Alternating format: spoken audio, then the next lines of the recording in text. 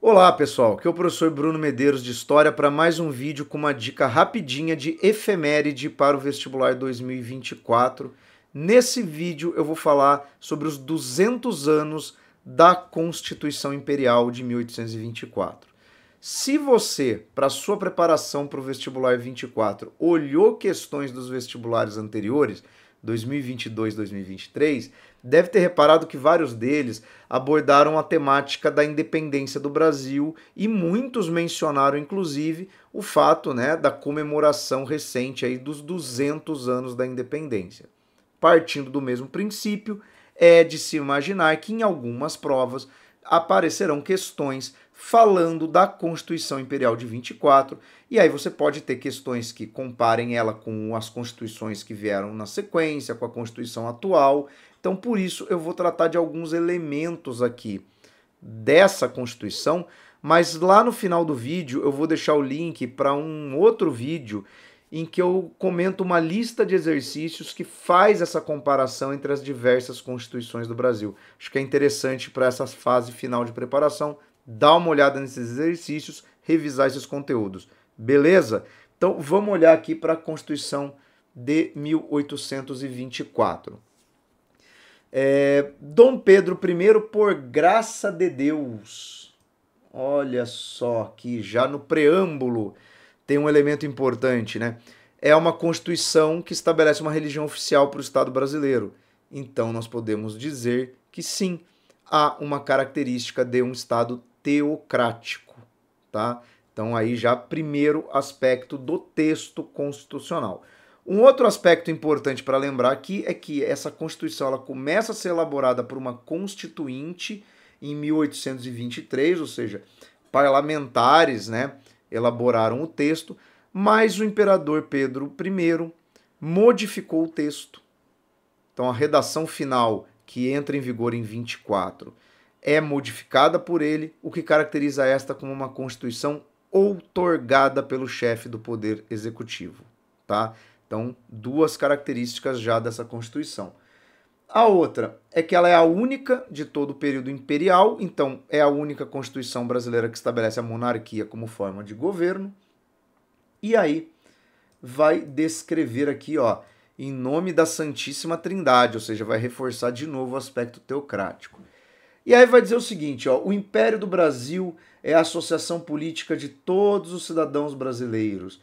Eles formam uma nação livre e independente que não admite qualquer outro laço de união ou federação que se oponha à sua independência. Então é óbvio, um texto escrito ali na sequência do processo de independência do Brasil. No artigo 2 vai dizer que o território é subdividido em províncias. Então, durante o período imperial, a gente usa, a terminologia província para designar o tipo de estrutura que hoje nós chamamos de Estado. A mudança acontece justamente com a proclamação da República. No artigo 3, ele vai descrever o tipo de governo: monárquico, hereditário, constitucional e representativo. Então vamos lá. É uma monarquia hereditária, vai passar de pai para filho. É constitucional, porque segue as normas aqui da Constituição de 1824. E é representativo por quê? Porque o poder legislativo, Câmara dos Deputados e Senado, o parlamento, é formado por representantes eleitos, ou seja, por representantes da sociedade. Tá? Aí aqui no artigo 5º volta na teocracia, e aqui é bem interessante, A religião católica apostólica romana continuará a ser a religião do império. Então tem uma religião oficial. Os ritos do Estado brasileiro vão se confundir com ritos da Igreja Católica. Por exemplo, a coroação dos imperadores é sempre feita na catedral, é sempre um ato religioso, à semelhança das monarquias europeias, Todas as outras religiões são permitidas com seu culto doméstico ou particular, em casa para isso destinadas, sem forma alguma exterior de templo. Aqui um detalhe: essa Constituição ela não proíbe efetivamente as demais religiões, mas ela estabelece uma distinção. Enquanto o catolicismo é uma religião do espaço público, as outras religiões têm que se restringir ao espaço privado. Outra coisa, não pode ter forma exterior de templo. E aqui fica uma dica para as questões que abordam, por exemplo, o patrimônio público, patrimônio histórico, patrimônio cultural brasileiro. Quando a gente olha para o Brasil do período colonial e o período imperial, invariavelmente a gente tem como patrimônio histórico, arquitetônico, algo muito associado, por exemplo, às igrejas barrocas, às igrejas do Brasil. Por quê? Porque a Igreja Católica pode estabelecer templos. A gente não vai encontrar, por exemplo, patrimônio artístico, cultural, histórico, arquitetônico associado a outras religiões no Brasil, porque elas eram proibidas de ter um templo. Então a gente não tem uma igreja protestante no Brasil, construída no século XIX, uma sinagoga, uma mesquita, tá? Um templo de religião de matriz africana. Nós não temos. Por quê? Essas religiões não eram proibidas, mas elas não podiam se expressar publicamente. Então, os festejos públicos são todos católicos. Então, aí uma outra questão. Na sequência, a gente tem aqui a página que fala sobre os cidadãos brasileiros. Peraí que deu uma desalinhada aqui por algum motivo, ó. São cidadãos brasileiros. Pessoal, vamos só lembrar uma outra coisa, né? O que é um cidadão brasileiro? Que é algo que também depois vai ser chamado de cidadãos ativos, né? Cidadão ativo é aquele que tem direito de cidadania, ou seja, participa do processo político. Aí aqui ele vai falar, obviamente, né, que são os que nasceram no Brasil ou estão a serviço. Só tem um detalhe importantíssimo aqui, ó. Os que no Brasil tiverem nascido, quer sejam ingênuos ou libertos. Ó, um detalhe importante, eu vejo muita gente cometer esse erro, pessoal. Não havia restrição por questão racial no Brasil para você ser cidadão, tá? O que é o liberto? O ex-escravo. Então, pera lá. Para você ser cidadão no Brasil imperial, você precisava ser livre. Nascido livre ou ter obtido liberdade por meio de uma alforria. Mas não havia necessidade de ser branco. Eu vejo muita gente falando, botando em questão dissertativa, quando eu aplico prova simulado nas escolas. Ah, só votavam homens brancos. Não. Pessoal, nós tivemos parlamentares negros no Império, tá? Então, óbvio, são pouquíssimos, José Patrocínio, André Rebouças, porém, não havia legalmente nenhum impedimento para que um homem negro livre exercesse cidadania, tá? Beleza? Então a questão aqui é entre escravidão e liberdade e não brancos e negros, tá? Não confunda, por exemplo, com as questões de lei de segregação dos Estados Unidos.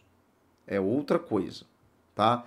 E aí você tem o seguinte, bom, quem que participa e tal, aí ele diz quem não pode, mas na sequência aqui, ó, a gente vai falar depois das eleições, ele vai dizer que tem divisão de poderes, olha que coisa, né?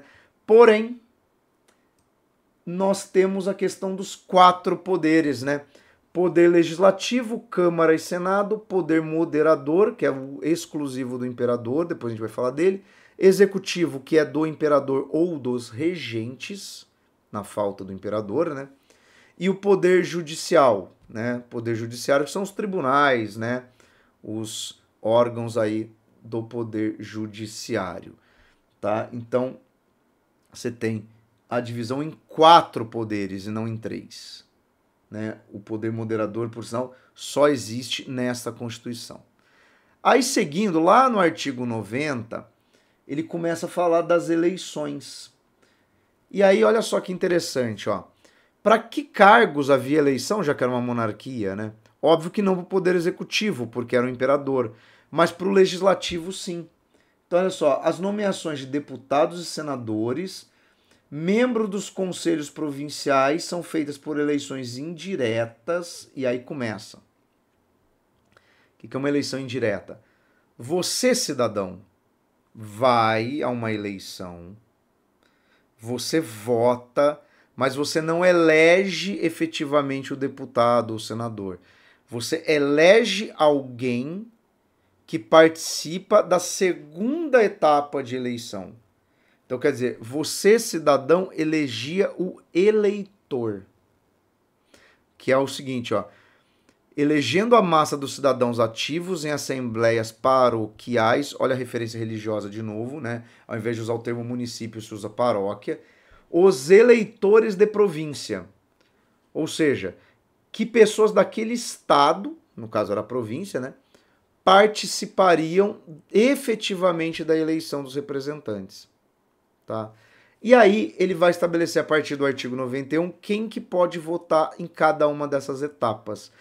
Eleições primárias, que aparece aqui, é a mesma coisa que eleições paroquiais. É onde a maioria participava.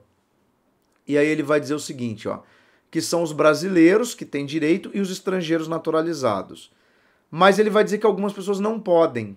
E o principal critério de exclusão do artigo 92 está aqui, ó. Os que não tiverem renda líquida anual de 100 mil réis. Ou seja, votavam nas eleições paroquiais quem fosse brasileiro ou estrangeiro naturalizado, livre, homem, maior de idade, tá? E que tivesse uma renda líquida anual de 100 mil réis. Então aqui nós temos um critério de voto censitário. O maior fator de restrição é a questão de renda. Tá? Só na Constituição Imperial existiu isso e não chegou nem até o fim do Império. Tá? Tem uma reforma eleitoral durante o Império que substitui isso pelo critério, por exemplo, de alfabetização, que depois a monarquia terminada, a república deu continuidade a esse critério. Aí você tem o seguinte, né? Bom, aí você vai, nessa primeira eleição, na verdade não votar nos candidatos, mas eleger os eleitores. Quem podem ser os eleitores? Aqueles que têm renda de 200 mil réis. Ou seja, quem tinha renda de 100 mil participava da primeira etapa. Mas só quem tivesse o dobro de renda poderia ser escolhido para participar da segunda etapa. Entendeu? E para participar dessa segunda etapa também não poderia ser um liberto. Teria que ser alguém nascido livre.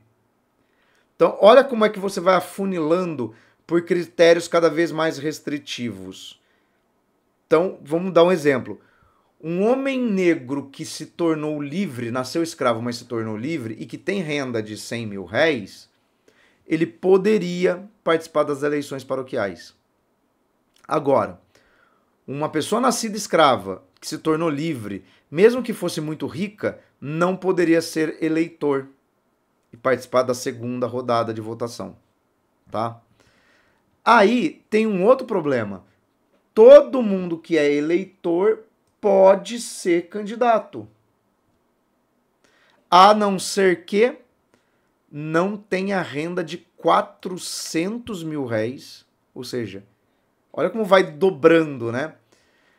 Tem que ser nascido no Brasil, então não podia ser estrangeiro. E obrigatoriamente tinham que ser católicos. Então todos os deputados eleitos no Brasil eram homens ricos, nascidos no Brasil, nascidos livres, eleitos, ou seja, membros da elite. Poderia existir um indivíduo negro que se enquadrasse nesses critérios? Sim, e havia. Era comum? Óbvio que não. Mas o elemento principal de restrição aqui continua sendo a renda, continua sendo um critério censitário. Beleza? E aí, para terminar, a gente tem que falar do poder moderador. Por quê? Porque o poder moderador, de fato, ele é o diferente, né? Os outros cumprem as mesmas funções, né? O legislativo elaborar e mudar leis, o executivo é que aplica, né? Faz as políticas públicas efetivamente de governo, e o judiciário são os tribunais de justiça. Agora ele vai dizer que é o seguinte, né? Que o poder moderador é a chave política, ele é delegado privativamente ao imperador. Então lembre-se que durante o período regencial, o período que você fica entre o Dom Pedro I e o Dom Pedro II, o poder moderador ele existe porque ele é descrito na Constituição, só que ele não é exercido por ninguém, tá? O regente só tem direito ao poder executivo, beleza? E aí você tem o seguinte, ó, a pessoa do imperador é inviolável, sagrada. Ele não está sujeito a responsabilidade alguma, ou seja, ele não pode ser alvo de um processo judicial, ele não pode ser criminalizado, ele não pode ser responsabilizado e questionado pelos seus atos. O que dá um viés absolutista. E aí, quando você olha o que o poder moderador permite que ele faça, né, que está aqui descrito aqui nos outros artigos, olha só, o poder moderador exerce, né, o imperador, nomeando os senadores. Então olha que interessante, o Senado na verdade não era eleito, era nomeado por ele. Convocando a Assembleia, ou seja, se reunia a Assembleia quando fosse da vontade do imperador, sancionando decretos, aprovando e suspendendo resoluções, ou seja, ele podia interferir nas decisões dos outros poderes, suspendendo magistrados, nos casos do artigo 154. Ou seja, isso daqui permitia que o imperador, de fato, se quisesse, assumisse um caráter absoluto no Brasil. Então, né, veja como a Constituição Imperial de 24 tem características muito particulares, por isso que é interessante rever esses artigos da Constituição. Pessoal, eu vou deixar aqui então o link para essa lista de exercícios que fala sobre as constituições, tá? Para os outros vídeos que falam aqui de efemérides. E eu espero que com isso você tenha aí algumas dicas, né, para se preparar aí nessa reta final do vestibular de 2024. Fora isso, recomenda esse vídeo para os seus amigos, se inscreve no canal, ativa as notificações, deixa o like aí e bons estudos, pessoal. Até o próximo.